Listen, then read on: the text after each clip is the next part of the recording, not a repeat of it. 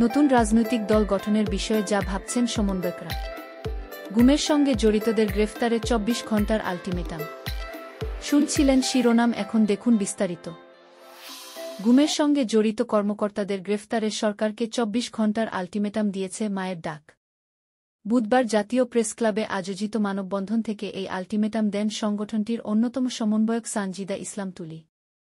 তিনি বলেন, আমরা জিয়াউল হাসান ও তারেক সিদ্দিকের মতো কর্মকর্তাদের গ্রেফতারের দাবি জানাই, যারা গুমের সঙ্গে জড়িত ছিলেন।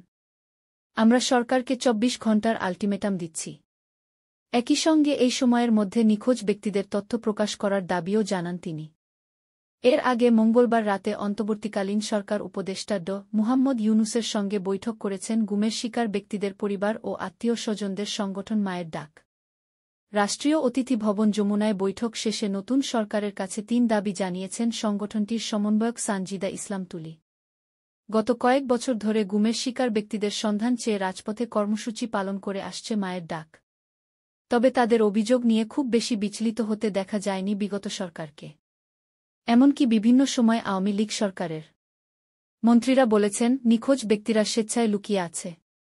বলা যায়, গত ১০ বছরে এই প্রথম রাষ্ট্রের সর্বোচ্চ স্তরে বৈঠক করতে পেরেছে মায়ের ডাক। বৈঠক শেষে সাংবাদিকদের সমন্বয়ক সানজিদা বলেন, আমরা ৩টি দাবি নিয়ে উপদেষ্টাদের সঙ্গে বৈঠক করেছি। গুম, খুন ও হত্যা যারা করেছে তাদের ২৪ ঘণ্টার মধ্যে গ্রেফতার করে জিজ্ঞাসাবাদের মাধ্যমে নিখোঁজদের খুঁজে বের করতে হবে এবং জড়িতদের বিচারের আওতায় আনতে হবে। আয়নাঘরসহ প্রতিটি টর্চার সেল থেকে বন্দীদের মুক্ত করে দিতে হবে। সানজিদা আরও বলেন, প্রধান উপদেষ্টা আমাদের সব কথা শুনেছেন এবং তিনি বলেছেন আশা রাখতে তিনি এ ব্যাপারে পদক্ষেপ নিচ্ছেন। সরকারি চাকরিতে কোটা সংস্কারের দাবিতে বৈষম্যবিরোধী ছাত্র আন্দোলনের যাত্রা শুরু হলেও ১৫ বছরেরও বেশি সময় ধরে ক্ষমতায় থাকা শেখ হাসিনা সরকারের পতন ঘটিয়েছে তারা এবং অন্তর্বর্তী সরকারের উপদেষ্টা কমিটিতেও রয়েছে তাদের দুজন সমন্বয়ক। এদিকে শেখ হাসিনার নেতৃত্বাধীন আওয়ামী লীগ সরকারের পতনের পর দলটির নেতাকর্মীরা আত্মগোপনে থাকায় রাজনীতির মাঠে হঠাৎ করেই বেশ উজ্জীবিত দেখা যাচ্ছে বিএনপিকে। এসবের মধ্যেই বৈষম্যবিরোধী ছাত্র আন্দোলনের ব্যানারে নতুন কোনো রাজনৈতিক দল গঠন হবে কি না উঠছে সে প্রশ্ন। নতুন রাজনৈতিক দল গঠনের বিষয়ে কি ভাবছেন এর সমন্বয়করা?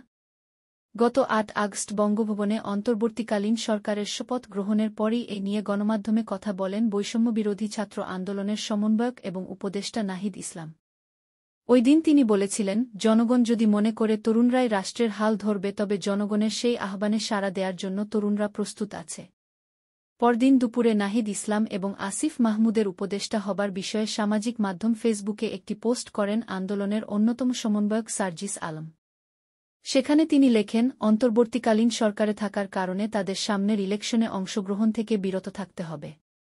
এরপর থেকেই আলোচনায় আসে বৈষম্যবিরোধী ছাত্র আন্দোলনের ব্যানারে নতুন রাজনৈতিক দল গঠনের বিষয়টি। তাহলে কি এবার রাজনীতির মাঠেও দেখা যাবে সমন্বয়কদের? এমন প্রশ্নের জবাবে সমন্বয়ক সার্জিস আলম বলেন, মানুষ ভিন্ন একটি রাজনৈতিক দল তরুণদের নেতৃত্বে দেখতে চায়, যারা সৎভাবে এবং ন্যায়সঙ্গতভাবে বাংলাদেশে সুন্দর সমাজ গঠন করবে। বাংলাদেশের মানুষের চাওয়ার সে জায়গা থেকে আমাদের মনে হচ্ছে, জাতীয় পর্যায়ে আমরা একটি রাজনৈতিক চিন্তাধারায় যেতে পারি। সরকার পতনের পর দল গঠনের বিষয়ে প্রথম ভাবনা আসে বলে জানান তিনি। তবে পুরো বিষয়টি এখনও আলোচনার পর্যায়ে থাকায় কবে, কিভাবে এবং কোন কাঠামোতে দল গঠন হবে কিংবা কারা দলের নেতৃত্বে থাকবে সে বিষয়ে বিস্তারিত কিছু জানাতে পারেননি এই সমন্বয়ক। এদিকে শেখ হাসিনার পদত্যাগের মধ্য দিয়ে বৈষম্যবিরোধী ছাত্র আন্দোলনের প্রযোজন ফুরিয়ে এসেছে বলেই মতো আরেক সমন্বয়ক উমামা ফাতেমার। ১ আগস্ট ফেসবুকে দেওয়া একটি স্ট্যাটাসে তিনি লিখেন, বৈষম্যবিরোধী ছাত্র আন্দোলন একটি আন্দোলনের প্ল্যাটফর্ম। আমাদের নেতৃত্বদের মধ্যে ৬ জুলাই এর দিকেই এই প্ল্যাটফর্ম কেন্দ্রিক একটা বোঝাপড়া তৈরি হয়ে যায়। সেটা ছিল, এই আন্দোলনের মঞ্চ থেকে পরবর্তীতে রাজনৈতিক সংগঠন হবে না।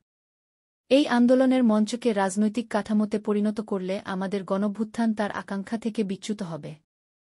অনেক সুবিধাভোগী গোষ্ঠী ছাত্রজনতার আন্দোলনের মাথায় কাঁঠাল ভেঙে খাওয়ার প্রতিযোগিতায় নেমেছে। ভাবখানা এমন যেন তারা একটা কিছু, ছাত্রজনতা একেকটা অবজেক্ট। নতুন স্বৈরাচার গজানোর আগেই ছাত্রজনতার সচেতন হওয়া প্রয়োজন। নয়তো এই বৈষম্যবিরোধী ছাত্র আন্দোলন নামক আমাদের আন্দোলনের প্ল্যাটফর্মটি নতুন রাজনৈতিক বন্দোবস্তের পরিবর্তে গোষ্ঠীস্বার্থ রক্ষার হাতিয়ারে পরিণত হবে এবং দ্রুত মানুষের আস্থা হারাবে। আমাদের বুঝতে হবে কোথায় আমাদের থামতে হবে, এভাবেই শেষ করেছেন এই সমন্বয়ক। তাহলে কি রাজনৈতিক দল গঠনের সিদ্ধান্তটি সমন্বয়কদের একটি অংশের? দল গঠনের বিষয়ে সিদ্ধান্তই বা কিভাবে নেওয়া হচ্ছে? এ প্রশ্নের জবাবে সমন্বয়ক সার্জিস আলম জানান, সব সমন্বয়ককে নিয়েই আলোচনা হচ্ছে। সবার সিদ্ধান্তের আলোকে আমরা চিন্তা করছি আমরা এমন একটি রাজনৈতিক কাঠামোতে যাব। আমরা সবাইকে একসঙ্গে রেখেই অফিসিয়াল ঘোষণা দেব। এদিকে রাজনৈতিক দল গঠনের বিষয়ে পক্ষে বিপক্ষে আলাপ চললেও রাষ্ট্র সংস্কারের বিষয়টিকেই গুরুত্ব দিচ্ছেন আরেক সমন্বয়ক হাসনাত আব্দুল্লাহ। সেক্ষেত্রে কেবল রাষ্ট্রের প্রয়োজন এবং জনতার চাহিদার ভিত্তিতে দল গঠনের বিষয়ে ভাবা হবে বলে জানান তিনি। বলেন, বিদ্যমান লেজুর ভিত্তিক রাজনৈতিক দলের মধ্যে উঠেই কাজ করার সুযোগ যতক্ষণ থাকছে ততক্ষণ পর্যন্ত সে জায়গাটিতেই কাজ করতে আমরা স্বাচ্ছন্দ্যবোধ করব। কিন্তু যখনই ছাত্রনাগরিকদের চাহিদা তৈরি হবে যে পলিসি মেকিংয়ের ক্ষেত্রে বৈষম্যবিরোধী ছাত্র আন্দোলনের সমন্বয়দের অংশ নেওয়া দেখতে চাই এবং সেটা নতুন ধরনের কোনো রাজনৈতিক অ্যাপ্রোচের মধ্য দিয়ে, তখন বৈষম্যবিরোধী ছাত্র আন্দোলনের যারা রয়েছে তারা ইতিবাচক পদক্ষেপ গ্রহণ করবে। অনেকটা একই কথা বলছেন আরেকজন সমন্বয়ক তরিকুল ইসলাম। তিনি বলেন, ভবিষ্যতে আমরা কোনো রাজনৈতিক দল গঠন করব কি না সেটি একটি সময়কালীন সিদ্ধান্ত। আমরা আশা করব সবকিছু স্থিতিশীল পর্যায়ে পৌঁছানোর পর আমরা সিদ্ধান্ত নিতে পারব যে আমাদের রাজনৈতিক অবস্থান কি হবে। রাজনৈতিক বিশ্লেষক মহিউদ্দিন আহমদ বলেন, বাংলাদেশের রাজনীতির অতীত ইতিহাস বলছে সরকারে অবস্থান করে রাজনৈতিক দল গঠনের বিষয়টি জনসাধারণের কাছে সর্বক্ষেত্রে গ্রহণযোগ্যতা পেয়েছে এমন নয়। এর আগে ১৯৭৫ সালের পর প্রচণ্ড গণসন্তোষের মধ্যে দিয়ে সেনাবাহিনী ক্ষমতা নেয় এবং পরে জিয়াউর রহমান একটি রাজনৈতিক দল গঠন করে। বিএনপি বা বাংলাদেশ জাতীয়তাবাদী দল নামের সেই দলটিই পরবর্তী সময়ে রাষ্ট্রক্ষমতায় যায়। হুসেইন মুহাম্মদ এরশাদের আমলে একই ঘটনার পুনরাবৃত্তি দেখা যায়। তিনিও সরকারে থেকে জাতীয় পার্টি গঠন করে এবং সেই দলটি পরে ক্ষমতায় বসে। ২০০৭ সালেও সেনাবাহিনীর একটি অংশ রাজনৈতিক দল গঠনের চেষ্টা করেছিল। বলা হতো কিংস পার্টি। ওই সময় আমরা দেখেছি অধ্যাপক মুহাম্মদ ইউনূসও একটি দল গঠনের ঘোষণা দিয়েছিলেন এবং পরে সেখানে থেকে ব্যাক আউট সরে করেন। সব মিলিয়ে বর্তমান সরকারের অংশ হয়ে নতুন দল গঠনের ক্ষেত্রে কিছু বিষয়ে নজর দেওয়ার কথা বলেন তিনি।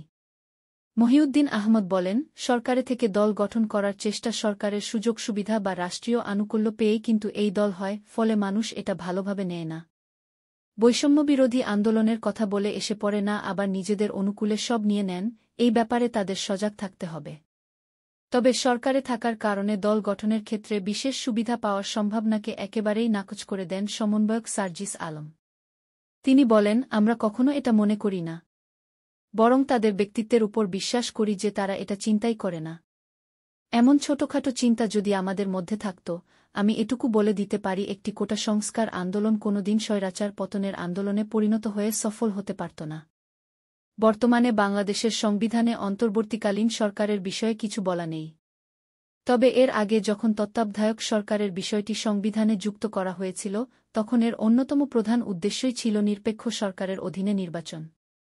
কিন্তু কোনো দলের সদস্য যদি সরকারে থাকে, তবে সেই সরকারকে আর নিরপেক্ষ বলা যায় না বলেই মত মহিউদ্দিন আহমদের।